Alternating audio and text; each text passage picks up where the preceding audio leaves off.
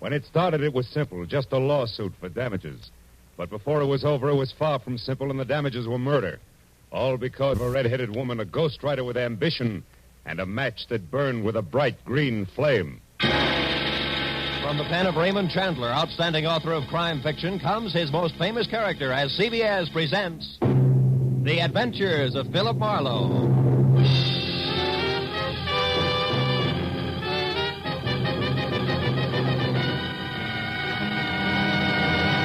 Now, with Gerald Mohr starred as Philip Marlowe, we bring you tonight's exciting story, The Green Flame.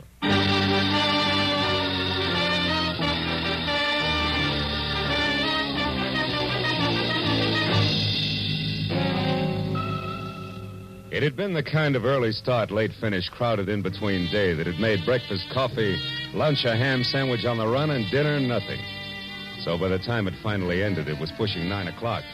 And I was both a little tired and a lot hungry. All of which made the feast I could imagine spread out in front of me over an emerald green tablecloth something better than good enough to eat. Blue Point oysters on a half shell, a Caesar salad, veal scallopini topped with mushrooms the size of silver dollars.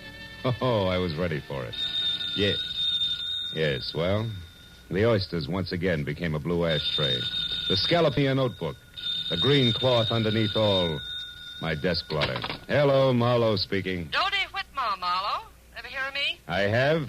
I've also heard you own half a dozen screen magazines, a local radio station, and a daily published for the motion picture industry called the Hollywood Trades. Does that cover it? Not quite. Today I acquired something else. A libel suit for $100,000 that was just slapped against the trades by a has-been actor named Bradford Colby, which, Marlowe, is the reason I'm calling you. Oh?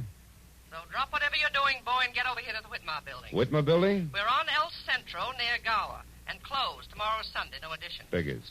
When the night watchman lets you in, turn left, keep walking till you get to an office numbered 116. You got that? Yeah, 116. But if you don't mind, Miss Whitmore, I'd like to do something. I'd like to eat first. Make it coffee and a ham sandwich at the outside and get over here fast. Coffee? Look, Miss Whitmore, I'm starving. Marlowe, how much do you get a day? 25 in expenses. Why? I'm willing to pay 125, and you keep track of the expenses. Now what do you say, boy? Boy says coffee and a ham sandwich will leave him stuffed. Goodbye, Miss Whitmore.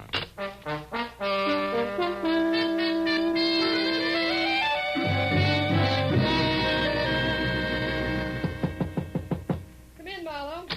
Sit down over here, and if you smoke cigars, don't. I can't stand them. Drink? No, thanks. Marlowe, our A1 gossip columnist, Stanley McGrath, had this to say in today's edition of The Trade. Mm-hmm. The sometimes actor Bradford Colby won't call it quits. When refused a part by an independent producer who's short on funds, Colby offered to hawk all and come up with $20,000 if the producer would change his mind. The producer wouldn't. End of quote. And beginning of noise from Colby, huh? Yes, a clamor that we can only silence by proving that McGrath, what he said, is true. Which shouldn't be impossible because Max was a thorough man and never heard of the word rumor. Wait a minute. What do you mean was a thorough man? He died of a stroke, Marlowe, at 5 this morning en route to the hospital, age 61. His column, as usual, arrived here yesterday afternoon in the mail. He always wrote from his home, which is a junk-filled cracker box up on North Brunton. And now you're being sued by Colby for damages, huh? The late Mr. McGrath isn't around to prove what he said is true. You catch. And being very unpopular with producers myself these past 30 years, Marlowe, I've no chance of any help from the one who actually turned Colby down for that part, whoever he is. All of which makes my job what? Precisely this. Find Mac's source of information. Come in, Larry. Larry North, Marlowe. My editor and anybody's Napoleon. Larry, meet Mr. Marlowe. How do you do? How did you... Dodie, I've just found out that old Mac's only lakeman, a queer duck named Leonard Phipps, left town sometime yesterday for San Diego. May or may not be back by now. Where's Marlowe going to start? Well, I At figured... old Mac's place. Larry and I have already checked there, Marlowe. 8312 North Bronson. Maybe you'll grab onto something that we overlooked. Here's the key. Thanks. Mac lived alone. Don't get wrapped up in his notes. They're gibberish. And remember, my lawyers are sure that we'll lose this case if we can't prove what Mac said was the truth. Well, yeah, Call as soon as you get a lead, and if I'm out, Larry will be in his office next door. And, Marlowe, don't waste any time. There's a lot at stake, boy.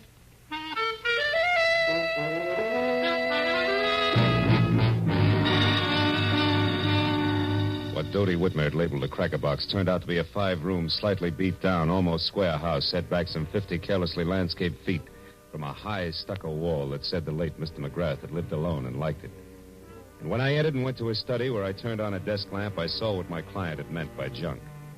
There were the odds and ends that a man collects in a lifetime. On his desk, a tarnished loving cup for excellence in reporting, dated 1927. Beyond that, on the mantel, an autographed picture of Teddy Roosevelt, and next to it, a paperweight from Niagara Falls. And then an item I hadn't expected. In a shadowed corner of the room, there was somebody else. A tall, gaunt somebody else, wearing horn-rimmed glasses and papers sticking out of every pocket. He was slowly, an inch at a time, backing off from the edge of the circle of light in which I stood. I took one casual step toward the desk and then nailed him. Oh, get your hands off me. Why? So you can start running, Mr. Leonard Phipps? How do you know my name? I'm psychic. I also know you just got back from San Diego. What I don't know is what you're doing here. Now, come on. Talk, fast. Please let go. Leave me alone. I'll talk. I've got nothing to hide from the right party. Who are you? Philip Marlowe, private detective, was working for Dodie Whitmer, a lady impatient to know which producer McGrath was talking about. In that article on Colby this morning. Now, do I qualify? Yes.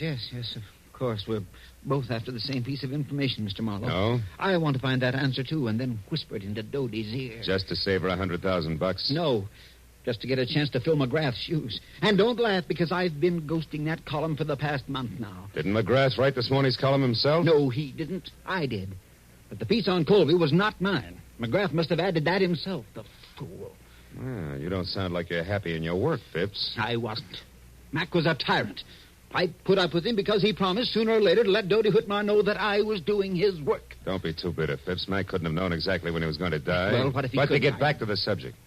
Have you any idea where we can get a hold of something real to go on? Yes. Yes, I do. Out there in the living room. Yeah. Follow me, Marlowe. If you can, in the dark. Come back here. Ow! Ooh.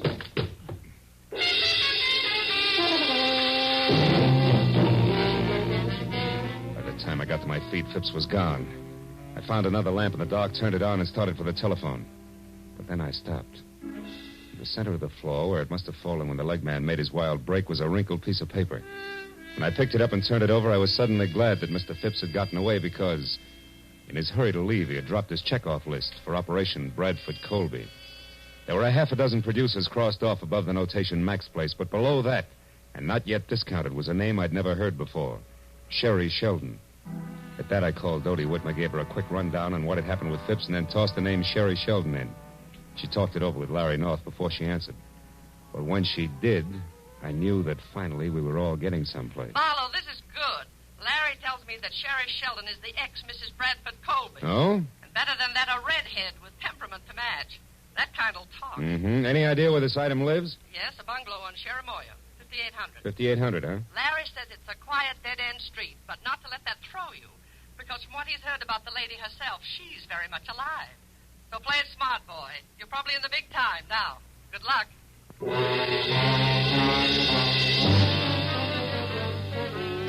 It's only a furlong plus the bungalow on Cherimoya, so when I pulled up and parked away from number 5800, I was still wondering exactly what play it smart, boy, meant. When the lady in question was known far and wide as a shock of red hair capping so much dynamite. But a minute later, as I walked toward the house, I labeled that thought introspection, dismissed it, and concentrated instead on an acre of tweed jacket that was unfolding out of a long, honey-colored sedan, parked a little ahead of me. When it straightened up to something over 6.5 feet, slammed the car door shut, and stomped inch-thick soled brogans off in a king-sized huff, I knew that this was an angry man. And in the next second, I knew that it and the thespian Bradford Colby were one and the same. When Colby got to Sherry's doorbell and jabbed at it impatiently for attention, I ducked below a hedge nearby. When the door opened and then slammed shut again, I left the hedge in favor of an on-the-bias palm tree that bowed toward Milady's chamber, where I could both see and hear what had to be an exciting reunion. You said that you knew something that couldn't fail to intrigue me on this of all days. So now that I'm here, start intriguing, Sherry, darling. All right. How's this for a starter? I want, to the penny, exactly 1/2 of the money you're going to get from Dodie Whitmore. Oh, Sherry, how droll. Now, why in the name of the great American dollar do you think I'd give you so much as a sly glance at that delightful little fund? For 2 reasons. The first, I deserve it for putting up with both you and your abominable conceit for exactly 1 year. Still droll, darling. Go on, keep laughing, Mr. Colby. Keep laughing while I light my cigarette with one of these matches, these cute ones that burn with a green flame. Where did you get those? In a little known lodge out beyond Malibu called the Green Flame. Don't you remember, darling? I ran into you there one day last week when you were having lunch with a mysterious stranger whom you tried to keep me from seeing. You nasty little sneak, Sherry. When you were so engrossed in keeping yourself between me and your guest that you left this souvenir book of matches at the bar after you graciously lit my cigarette for me. And what of it? They give those matches out by the thousands. That they do, but, Brad, dear, they all don't have numbers penciled on the inside. Numbers? What numbers are you talking about? Now who's being droll? What are you getting at, Sherry? This. I had a call a minute before I got in touch with you from a delightful gentleman who's very interested in what I'm getting at. So here, take your stupid book of matches and get out. No. I don't need them anymore. No, wait, Sherry, now please. Brad, I am going to have exactly 1/2 of that easy money that's coming your way. And after the gentleman I mentioned and I get together, I may want more. So don't say anything you'll be sorry for later on. Oh, Just Sherry. get out now. And don't come back until I send for you. Dear Brad. It was the better part of a minute before Colby the actor quit running the gamut of theatrical expressions indexed onto hate, and Colby the man stopped biting down hard on his lower lip. Then, without another word, he slammed out of his apartment, ran to his car, and started off. I waited long enough for the steam in the room to condense, and then I walked to the front door and rang the bell delicately, the way I imagined a delightful gentleman like Mr. Leonard Phipps might. Yes? Can I help you? I think so, Miss Sheldon. It's only a matter of a simple question. Did you give that Brad Colby story to McGrath yesterday? Wait a minute. Who are you? Why, Leonard Phipps, of course. I talked to you on the phone, remember? Oh, yes. It was only half an hour ago, Mr. Phipps, and yet in those 30 minutes, it's surprising how your voice has gone from tenor right down to bass. Good night, Dad. Not so fast, baby. It's out on my shoe shine. All right. Come in. I'll tell you what you want to know. I did give that story to McGrath. I did it for revenge. I hate Colby. Uh-huh. And when your revenge boomeranged and the ex came out 100,000 ahead of you, you decided to cut back in. Is that it? Yeah, Wait a minute. You've been listening. How else would you know all this about Brad and me? Same way I know you're a liar about giving McGrath that story. Your in, honey, is strictly something different, like a book of matches that burn with a green flame, an accidental meeting at the lodge of the same name. Let's take it from there. Huh? Yes, why don't you? Right outside, where both you and it belong. Good night, mister. Marlowe, Philip Marlowe, Sherry. But tell me, why the hurry? Anxious to powder your nose before Mr. Phipps arrives? Frankly, Philip, I'm anxious to do just about anything that doesn't involve talking to... What is it? Somebody's hit. Come on. He's over there near the curb. The car didn't stop, Marlowe. No, and that scream sounded pretty bad. Oh, he's dead, isn't he, Marlowe? Yeah. That can mean only one thing to you, baby. To me? Why, who is it? Your late date, Sherry. One Mr. Leonard Phipps.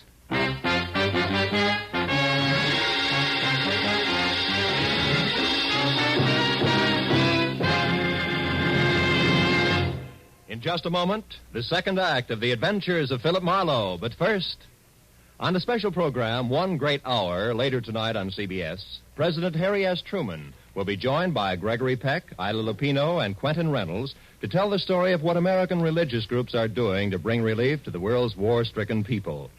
Be sure to hear One Great Hour tonight at 10 o'clock Eastern Standard Time over most of these same CBS network stations. Now, with our star, Gerald Mohr, we return to the second act of Philip Marlowe and tonight's story, The Green Flame.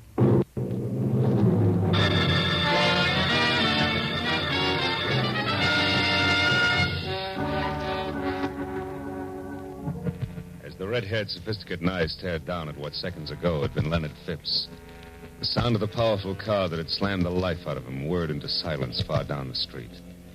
All that was left of Stanley McGrath's overambitious leg man was a twisted, broken scarecrow, sprawled over the curb and half up on the sidewalk. It wasn't pretty. And the sight of it cracked Sherry's self-assurance like a rock through a window pane. When she stopped pressing the knuckles of one hand against her mouth and looked at me, she was scared. Clear through. Marlowe, this horrible thing, it was an accident, wasn't it? Oh, sure. About as accidental as if they'd use a sledgehammer on him. Oh, yes. You only wish it was an accident because you're next in line and you know it.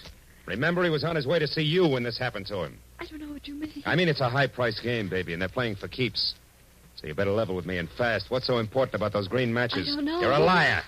You're going to wind up looking like Phipps here before the sun comes up. No, And tell me the truth, you little fool. Come on. I am, I swear. Phipps called me because he thought I might have given McGrath that story on Brad, but I didn't. And why was Phipps still interested? Why did he want to talk to you? Because I told him I'd seen Brad with someone at the Green Flame last week, and that Brad was very upset when he found me there. All right, who is he with? I don't know. That's not the impression you gave your ex-husband, beautiful. I was swinging in the dark, Marlowe. 5 people left the Green Flame at the same time. I couldn't tell which one had been with Brad, but I'd know them if I saw them again, and Phipps thought that together we could figure out who it was. Go on. What about the numbers in that book of green matches? What were they? 811. 811? Yes. What does that fit, a hotel room? Well, I don't know that either. You mean it was just another swing in the dark? Yes, but it connected, Marlowe. It scared him when I mentioned it, so it must be important. Yeah? Take another look at Phipps, baby. See how important it is. Now try again, real hard. Remember what 811 means. Marlowe, I just don't know. Please believe me. Maybe you're just thick. Maybe you got too much nerve, but I'll tell you one thing, Sherry. I wouldn't be in your spot for 10 times $100,000 because I don't think you're going to live until morning. Oh, I didn't think that Brad would go this far. What I've told you is the truth. Wait a minute. Shut up. Somebody's coming. It might be Bradford. Now you get out of here. Well, I don't have my car. Take mine, that coupe. Here are the keys. Go down to the office of the Hollywood Trades. He won't show his face around there. Find Larry North or Doty. Well, all right, but what about you? Go on, will you? Beat it. I stepped into the shadows of the trees that bordered the walk and waited. I heard Sherry slam the door on my car and burn $5 worth of rubber off my new fist tires getting away. A second later, the visitor I was expecting showed up, but it wasn't Brad Colby. It was Larry North. He ran 3 bustling steps out into the street and watched my coupe scoot out of sight. Then he spotted the corpse. His mouth fell open and he tiptoed slowly toward it like he was afraid he might wake it up. When I moved out into the light, he saw me and turned. Marlowe! Do you know about this? Who is it? It's Leonard Phipps. Phipps? McGrath's leg man? Yeah. Driver didn't so much as look back. What a stinking break. Phipps in a hit-and-run accident at a time like this. Look, you jump to your conclusions, North, and I'll jump to mine. Eh? What do you mean? Phipps knew something fishy about that item in McGrath's column. And Sherry Sheldon knew something fishy about Colby. So from where I stand, Colby couldn't afford to let them get together. No accident? That's a daring observation, Marlowe. For $100,000, I know plenty of guys who do a thing like this every day in the week. You can buy a lot of distance with that kind of money. Hey, you're right, of course. What exactly does the Sheldon girl know? Did you find out? Only partly. Bradford's mixed up with someone else on this deal. Sherry doesn't know who, but if we can get the other tie-in, she'll be able to identify that person on sight. Yeah. Well, did she have anything else? Number 811 in a book of matches. Mean anything? 811? No. Hey, come on, North. Quit staring at him. You're making yourself sick. Let's get out of here. Yes, all right. Well, I guess I better. Bradford Colby must be out of his mind. Maybe. I'll let you know. I'm going to drop in on him now before the cops do and check my theory over with him. Where does he live? Yeah, on Wilcox, a villa in the Midcliff Gardens. Marlowe, I'm going in and talk to Sherry. Maybe I can find out who Colby's working with. She's not here. I sent her down to the paper in my car to stay with you or Doty until things cool off. Yes, but Doty isn't there. She went out for some reason right after you called. There's no one there now but the night watchman. Oh, great. Now, look. Drop me off at Colby's place, and you get down there and find Sherry. She's worth $100,000 to Doty Whitmer, but only if she lives. Now, let's go. While the natty little Napoleon in the elevator scurried off to fetch his car, I ran inside. Put a fast call through to the police and submitted the shortest report on record of a hit-and-run death. By the time I got back, North was waiting at the curb with the door open. I piled in beside him, and 10 minutes later, we glided to a stealthy stop on Wilcox at the ivy-covered archway over the Midcliff Garden gate. Neat slices of amber light poured through a big Venetian blind on the window of a villa at the rear of the court, which North identified as Colby's. And in the same breath reminded me that the actor was a strapping 6'6" and a desperate man. He urged me to be careful, and I urged him to hurry, and as he left, I walked toward the big window and saw Bradford inside, slumped deep in the lap of a suede easy chair, doing a solo with a bottle of Paul Masson champagne, and looking about as desperate as a sleepy St. Bernard. I walked around to the front door, decided to try the shock treatment to blast him out of his blasé attitude. Yes, what do you want? Get inside. Go on, move. Take your hands off me. You might have gotten away with that flipped-up suit for damages, Colby, but you're not going to get away with murder. You killed Leonard Phipps, didn't you? What are you raving about? Who's Leonard Phipps and who are you? Name's Marlowe, and I'll tell you something, Colby. The only reason I'm not busy knocking your head off at this minute is because I want to hear the whole story right from the top. Now, first, who wrote that item in McGrath's column for Are you mad? McGrath wrote it himself, the venomous little creature. He and Dodie Whitmer used that to damage my reputation, and now they're going to pay for it. Oh, stop it. You knocked your reputation into a cock's hat every time you step in front of a camera. Well, Your damage suits are phony, and you know it. Now, where's that book of matches with the famous 811 inside? 811? Mm-hmm. Oh, yes. Those that burn with a green flame. You've been talking with my imaginative ex-wife, I see. She's burning with quite a green flame herself, isn't she? How that woman hates to see me get ahead. Never mind. Where is it? If you'll allow me, Marlowe, I'll just answer this. Bradford Colby speaking. I see. Yes, I heard. That's right. Well, I'll do my best, darling. At least 10. Now, goodbye, Helen. Just an old friend, Marlowe. You can let your eyebrow down again. Helen, huh? You know, you always were a lousy actor. I'm getting a little sick of you, Colby. And I've got a hunch I'm due for quite a stall, so start talking, huh? Where's that book of matches? Easy, Marlowe. Take it easy. Here it is. Come on, let's see it. Of course. Here, take a good look. Oh! What a character. Up to your chin in trouble and you make waves. Lousy snoop. Oh! That does it. Tough guy. You're not leaving, Marlowe. You're staying right here. And just to make sure... Oh, you don't, Colby? Oh! You sucker. Should have loosened your corset. I waded through the chunks of glazed ceramics that Colby had smashed on my head and worked hard to hold back the wave of darkness that kept rising up under me until I made it to the kitchen, where I splashed a few quarts of cold water on my face. Then I went back. Colby was still holding down the hooked rug he landed on, and the book of matches that had started the argument was on the floor beside him. I picked it up and opened it. The number was there, inside, written in blue wax pencil. But I thought I'd made a mistake. Until I realized that maybe Sherry Sheldon had made the mistake. When that idea hit me, it brought another one along, and I remembered that Colby had received orders by phone to delay me. Oh, my... Then I knew I'd better hang onto my head and move, but fast. I rolled him over and found the keys to his car. And was halfway out the door when he came to. Stop. Come back. You can't leave here. It's my exit, not yours, ham-bone. Good night.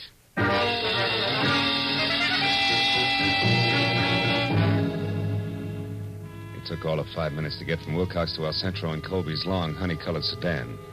And on a hunch, I drove down the alley to the back door of the Whitmer building. The hunch paid off.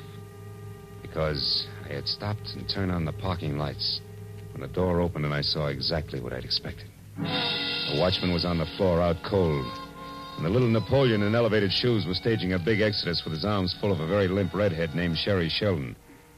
As soon as he saw the honey-colored car, he started talking. Brad, you idiot. I told you to stay home. Did you do it? No, she's only unconscious. There wasn't time.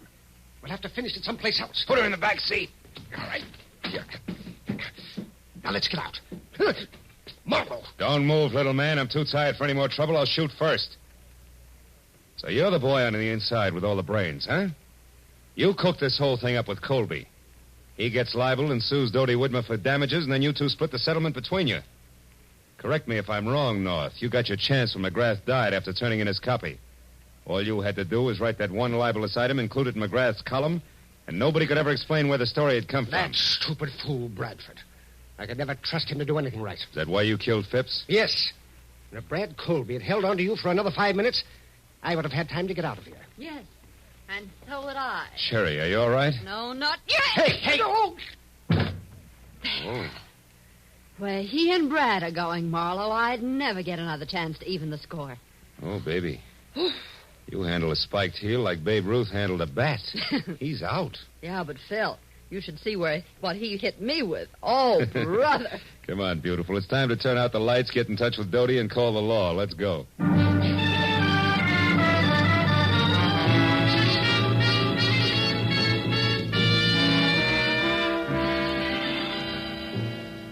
Well, let's go, Sergeant. Yes, Inspector. Thank you, Miss Whitmore. Good night. Good night. Well, I'm glad those cops and their cigars are gone. Here, kids, help yourselves. You both look like you need it. This you can say again. And how I need it. Marlowe, you could have slid me through the hole in the lifesaver when you said my own editor, Larry Knopf, was it. Yeah, it gave me a jolt, too, Dodie. Yeah, and me. The hard way. But, Phil, I am sorry about that mistake I made. I could have saved us some trouble. What mistake is this? Well, you see, honey, we knew that whoever was working with Colby had written down a number for him in a book of matches. Sherry here thought it was 811. But when I saw it, it was upside down from that, so it came out 118. 118? Mm-hmm. Why, that's Larry's office number and phone extension. Check. Yours is 116, and his was right next door. I remembered. So 118 was it. That, coupled with the fact that it was written in blue pencil, which is standard equipment for all editors, gave me the tip. Honest now, Phil. Did you figure that out, or was it luck? Well, it's a trade secret. Hey, you know something? I missed dinner tonight. You know I'm starving?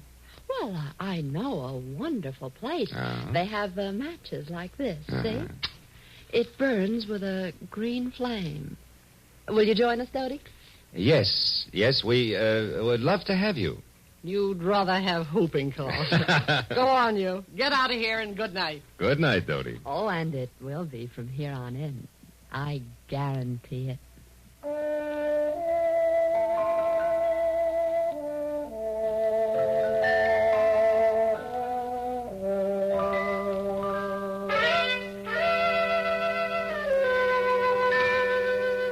A wonderful supper was waiting for us at the Green Flame restaurant. It was all arranged by a call from Dodie. And it waited until it got cold because we didn't show up to eat it. There was something about the moonlight glinting on the ocean and a certain stillness in the morning air that made food seem somehow unimportant. So when I finally dropped Sherry off at her place on Cherimoya, went home to my apartment on Franklin, it was either very late or very early, depending on the viewpoint. There was just one lonely sardine and a cold baked potato in the refrigerator. So I ate it. Then I sat down on my bed to light my last cigarette. But I wasn't disappointed when the match flared into an ordinary yellow flame.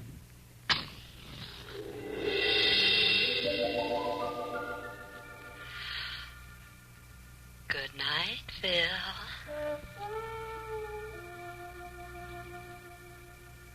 Happy Marlowe.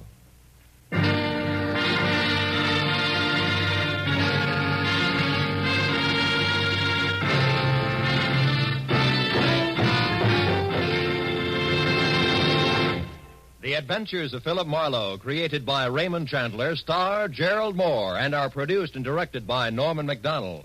Script is by Mel Donnelly, Robert Mitchell, and Gene Levitt. Featured in the cast were Fay Baker, Larry Dobkin, Myra Marsh, Howard McNear, and Parley Bear. The special music is by Richard O'Runt. Be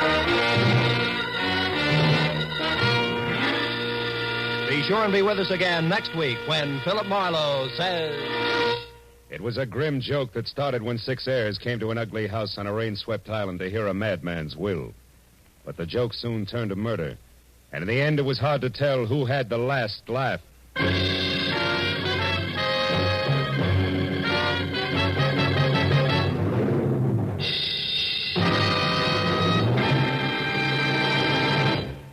Tomorrow night, Helen Hayes stars in the famous comedy The Farmer Takes a Wife on CBS's Electric Theater. And Eve Arden stars as America's favorite schoolmistress, our Miss Brooks. You'll delight in the expert comedy of these two great feminine stars when the Electric Theater and our Miss Brooks come your way tomorrow night over most of these same CBS network stations. This is Roy Rowan speaking. Now, stay tuned for Gangbusters, which follows immediately over most of these same stations.